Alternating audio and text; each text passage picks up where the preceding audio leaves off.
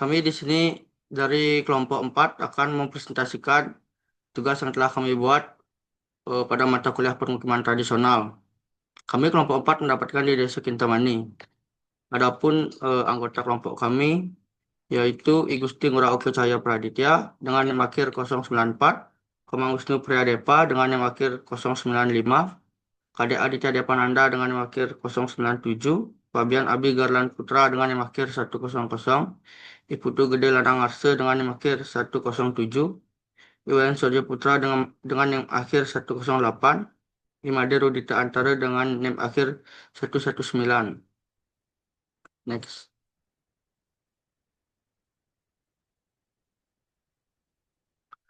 Baik, ya di sini yang pertama ada sejarah Desa Kintamani, yang dimana Desa Kintamani merupakan salah satu desa yang terletak di dataran tinggi Kecamatan Kintamani, Kabupaten Bangli, Provinsi Bali.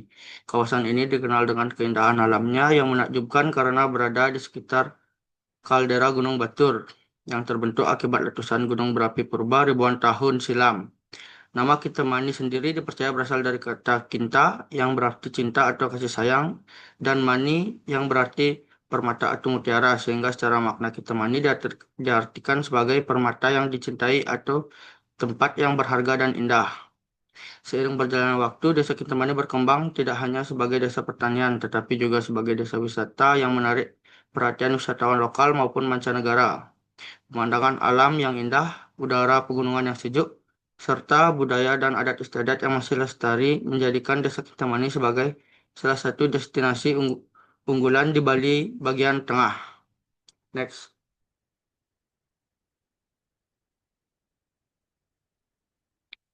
Kemudian di sini ada foto dari peta Desa Kintamani yang telah kami foto pada saat kami survei. Next.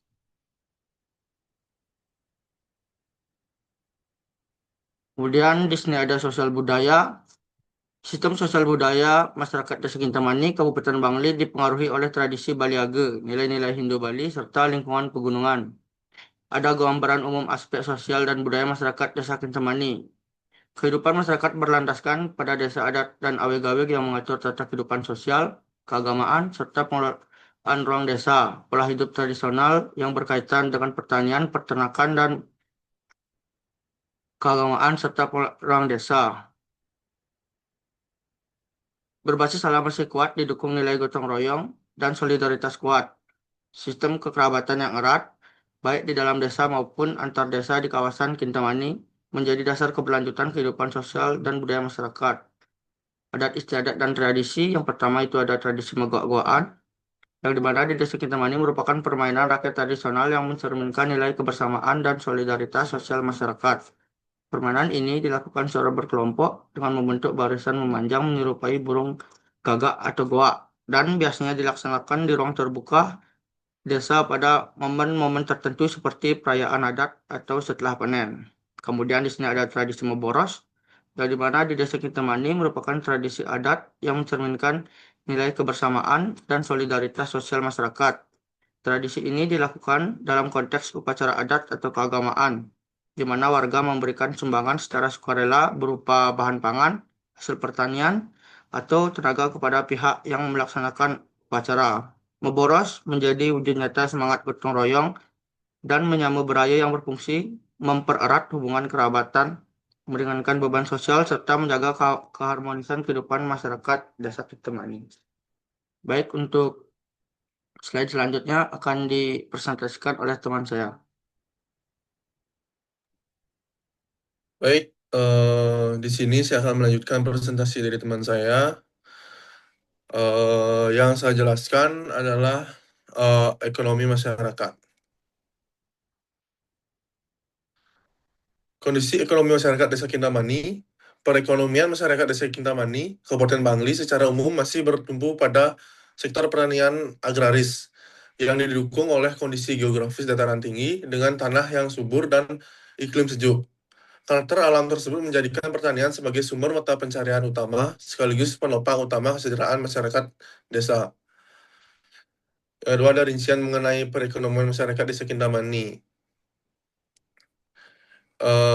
Yang pertama adalah mayoritas penduduk Desa Kintamani bekerja sebagai petani dan pekebun, baik sebagai pemilik lahan maupun penggarap. Selain itu, sebagai masyarakat juga berperan sebagai buruh tani, termasuk perempuan yang terlibat dalam proses pengolahan lahan, penanaman hingga panen. Yang kedua adalah komoditas unggulan. Komoditas pertanian yang dibudidayakan. Masyarakat Desa Kintamani didominasi oleh tanaman hortikultura dan perkebunan khas dataran tinggi. Komoditas unggulan meliputi jeruk Kintamani, kopi Kintamani, serta berbagai jenis sayuran seperti kubis, bawang merah, cabai, dan tomat. Yang ketiga ada tantangan di sektor pertanian. Meskipun sektor pertanian menjadi tulang punggung ekonomi, masyarakat Desa Kintamani masih menghadapi sejumlah tantangan. Beberapa antaranya adalah ketergantungan pada kondisi cuaca, keterbatasan sistem irigasi di beberapa area, serta pola budidaya yang masih tradisional. Sektor ekonomi pendukung selain pertanian, terdapat sektor ekonomi pendukung yang turut menggerakkan perekonomian desa, meskipun kontribusinya relatif lebih kecil. Sektor tersebut meliputi peternakan skala kecil yang umumnya dijadikan usaha sampingan, perdagangan dan industri rumah tangga seperti warung dan pengolahan hasil pertanian, serta sektor jasa dan pemerintahan. Next.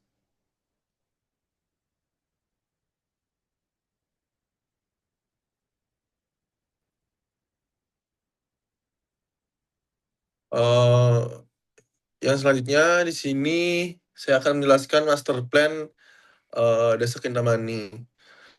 Yang pertama ada blok yang berwarna biru gelap, yaitu sekolah. Yang kedua ada yang blok berwarna merah, itu merupakan area suci ataupun pura. Yang berwarna orange itu Balai Banjar. Yang berwarna ungu itu kantor desa. Yang berwarna hijau merupakan area tradisi Megoakan. Yang berwarna biru muda adalah permukiman Desa Kintamani, dan yang selain itu merupakan area perkebunan warga sekitar Desa Kintamani. Next.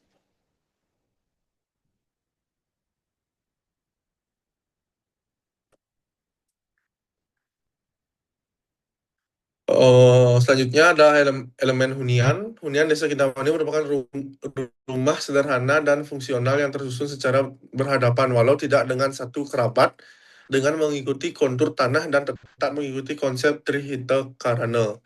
Bisa dilihat pada bukti survei kami, dan di dalam satu pekarangan rumah tersebut belum tentu orang-orang di sana itu seperti bersaudara, melainkan adapun orang lain tapi dia masih di satu pekarangan. Oke, sekian presentasi dari saya. Dilanjutkan oleh teman saya. Terima kasih. Next.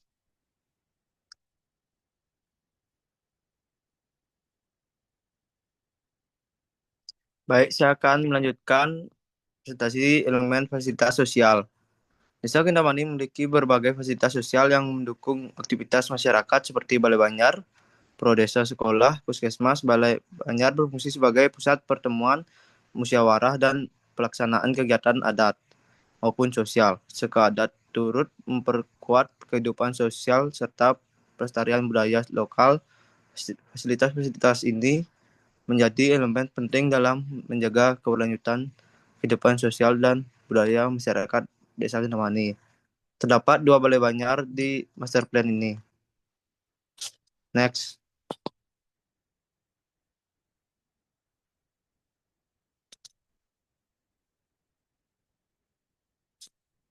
Selanjutnya ada elemen pemerintahan.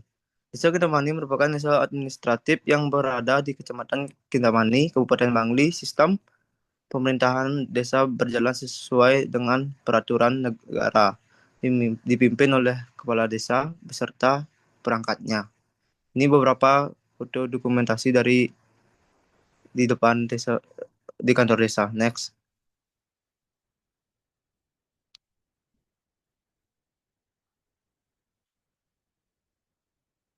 Selanjutnya ada elemen pendidikan. Fasilitas pendidikan di Desa Kintamani mendukung kebutuhan pendidikan dasar masyarakat setempat. Terdapat lembaga pendidikan formal seperti PAUD atau TK, sekolah dasar, serta akses menuju SMP dan SMA di wilayah Kecamatan Kintamani. Selanjutnya akan dilanjutkan oleh teman saya.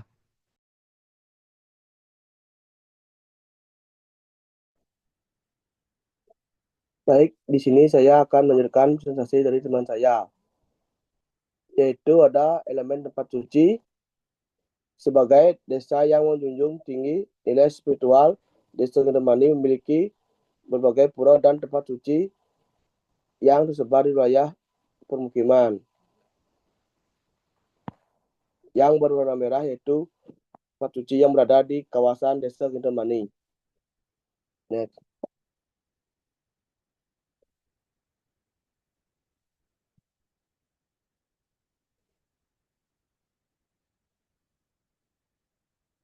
Pro Luhur Agung Kintamani ini mengarah ke barat, yaitu ada bagian-bagiannya. Yang pertama ada gedung penyimpanan, yang kedua ada lingga stana Sang Yang Rudra, yang ketiga ada lingga stana Empu, yang keempat ada lingga stana Sang Yang Basukian, yang kelima ada lingga stana Sang Yang Brahma, yang keenam ada lingga stana Sang Yang Sri Sedana, yang ketujuh ada Padmasana, yang kedelapan ada lingga stana Ratu Pemutering Jagat, yang sembilan ada lingga stana Ratu Pingit, yang ke-10 ada lingga stana Sedahan Anglurah, yang 11 ada Balai Panggungan, ke-12 Balai Pusanakan Trunu, yang 13 ada Balai Sangkapan Rama Ulu Apad, dan yang 14 ada Penyambyang. Next.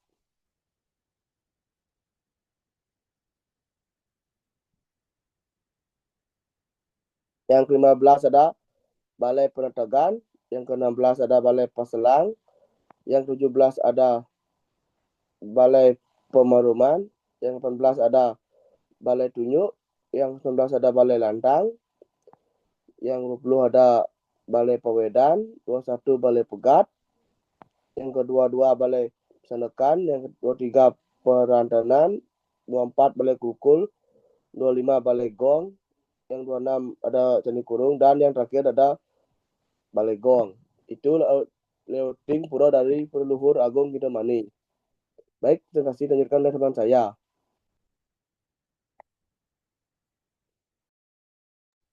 Baik, saya akan melanjutkan presentasi teman saya, di mana saya akan menjelaskan tentang pembagian Tri Mandala pada Pura Desa Kintamani, di mana ada Nista Mandala, di mana Nista Mandala merupakan zona terluar pura yang bersifat paling profan. Pada pura desa di Kintamani, area ini biasanya digunakan sebagai ruang transisi antara lingkungan desa dan kawasan suci pura. Fungsinya meliputi tempat persiapan sebelum sembahyang, area berkumpul masyarakat saat upacara besar, kadang dimanfaatkan untuk kegiatan adat non-ritual. Selanjutnya ada Madya Mandala, di mana Madya Mandala adalah zona tengah yang bersifat semi-sakral.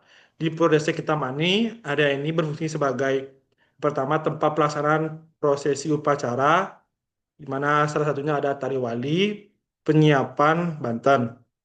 Selanjutnya, ruang pertemuan adat yang berhubungan dengan ritual desa, dan area aktivitas pemangku dan kerama desa saat piodalan.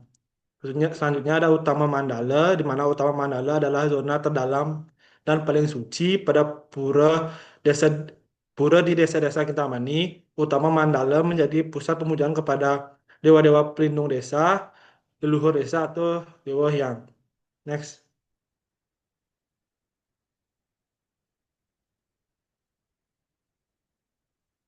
Selanjutnya ada elemen perkebunan. Sebagian besar penduduk di desa Kintamani berprofesi sebagai petani, yang di mana lahan pertanian masih banyak tersedia di sekitar desa Kintamani. Dari sebagian besar lahan pertanian yang terdapat di wilayah desa Kintamani menanam pohon jeruk, dan di bawah pohon tersebut ditanam sayur-sayuran. Next.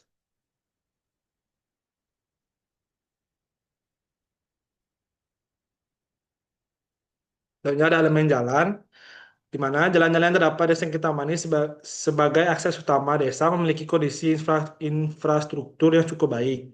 Yang di mana jalan pada desa Kintamani ini sudah bermaterikan aspal. Bisa dilihat pada gambar yang disajikan di dokumen kami. Next.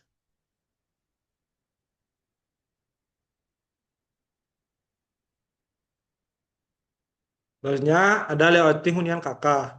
Dalam satu pekarangan rumah terdapat sekitar 14 bangunan di mana setiap bangunan dihuni oleh satu kepala keluarga atau kakak. Meskipun berada dalam satu pekarangan yang sama, penghuni antar bangunan tidak memiliki ikatan persaudaraan, melainkan hidup berdampingan sebagai bagian dari komunitas desa dengan aturan yang adat yang berlaku, di mana dapat dilihat dari layouting berikut yang terdapat nomor satu itu adalah rumah, nomor dua di sebelahnya adalah rumah, di mana nomor tiga di belakang nomor satu adalah sanggah, dan nomor di belakang di sampingnya ada sanggah. Nomor 5 merupakan rumah, nomor 6 merupakan rumah, nomor 7 merupakan rumah, nomor 8 merupakan rumah, nomor 9 merupakan rumah, dan nomor 10 merupakan rumah, nomor 11 merupakan rumah, nomor 12 merupakan rumah, nomor 13 merupakan rumah, nomor 14 merupakan rumah, nomor 15 merupakan rumah, nomor 16 merupakan rumah, nomor 17 merupakan sanggah. Selanjutnya akan dilanjutkan oleh teman saya.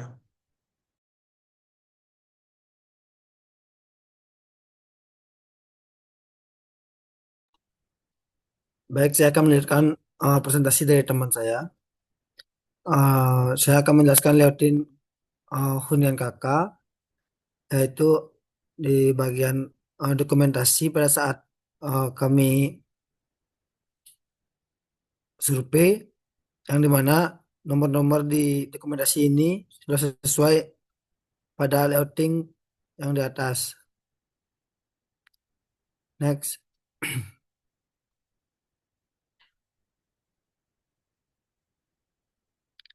Selanjutnya ada dokumentasi kawasan. Yang pertama ada elemen hunian pada rumah-rumah warga. Yaitu, selanjutnya ada elemen tempat suci di bagian pura. Lalu di elemen fasilitas umum. Next.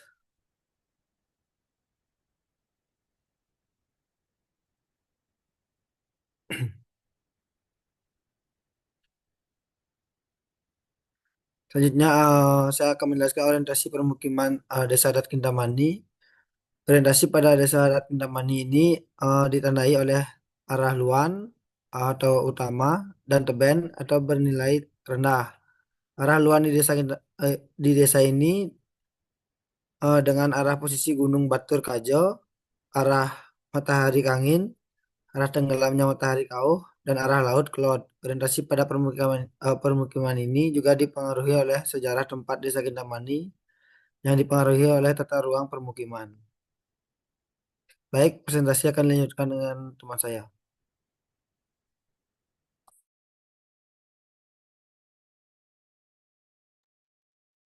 Baik, di sini saya akan melanjutkan presentasi dari teman saya. Di sini saya akan menjelaskan tentang hierarki eh, ruang pada Desa Kintamani. Yang di sini menurut konsep ruang tradisional Bali dan hasil pengamatan kondisi existing Desa Kintamani pada ruang permukiman di daerah ini dibentuk oleh kekuatan religius, kontur pegunungan, dan hubungan sosial masyarakat adat. Hierarki ruang tidak hanya dipengaruhi oleh nilai filosofis seperti Kajak Kelot dan Kangeng Kauh, tetapi juga oleh topografi dataran tinggi yang memengaruhi penempatan bangunan dan pola sirkulasi. Selain itu, kehidupan sosial masyarakat Kintamani masih sangat terikat dengan adat dan aktivitas komunal di Balai Banjar, sehingga struktur ruang di permukiman mengikuti pola linear sepanjang jalan utama yang menjadi pusat interaksi sosial. Berikut hierarki permukiman Desa Kintamani. Hierarki tertinggi atau suci yaitu Pura Pusah, Pura Balai Agung, dan Pura Dadio Gelgel. Hierarki rendah, rumah penduduk, dapur, kandang, jalan-jalan kecil menuju permukiman, kebun-kebun kecil di sisi timur dan barat. Dan selanjutnya, hierarki menengah, sosial sampai komunal, yaitu Balai Banjar, kantor perbekal, serta pasar atau toko-toko di tepi jalan.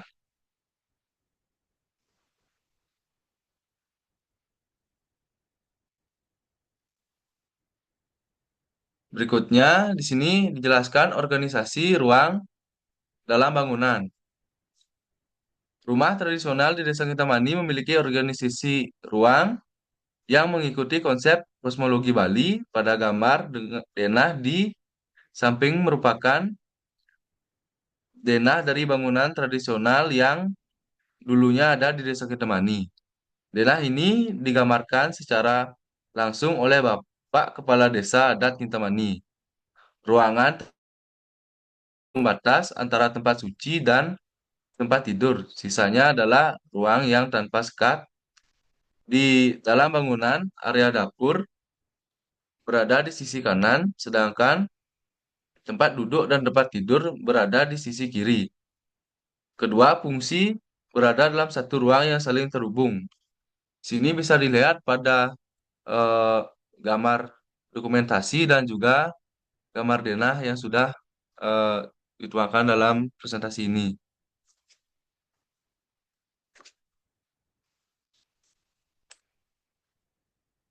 Berikutnya saya akan menjelaskan pola permukiman. Di Desa Kintamani, pola permukiman umumnya tersusun secara linear, yakni memanjang mengikuti jalur jalan dan bentuk bentang alam. Kondisi wilayah yang terdiri atas lereng-lereng panjang serta kontur yang relatif konsisten membuat pembangunan rumah lebih mudah diarahkan sepanjang koridor jalan atau punggungan tanah yang dianggap aman.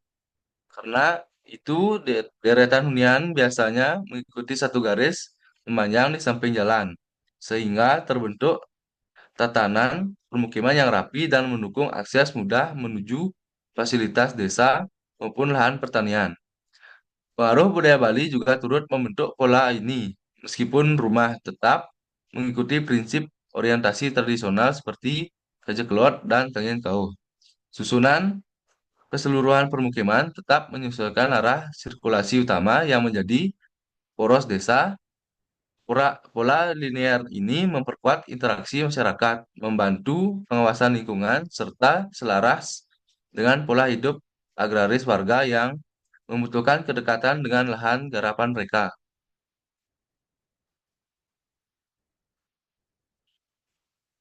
Di sini ada dokumentasi foto bersama dengan staf pada kantor desa dan juga sekre dari eh, desa Kintamani tersebut.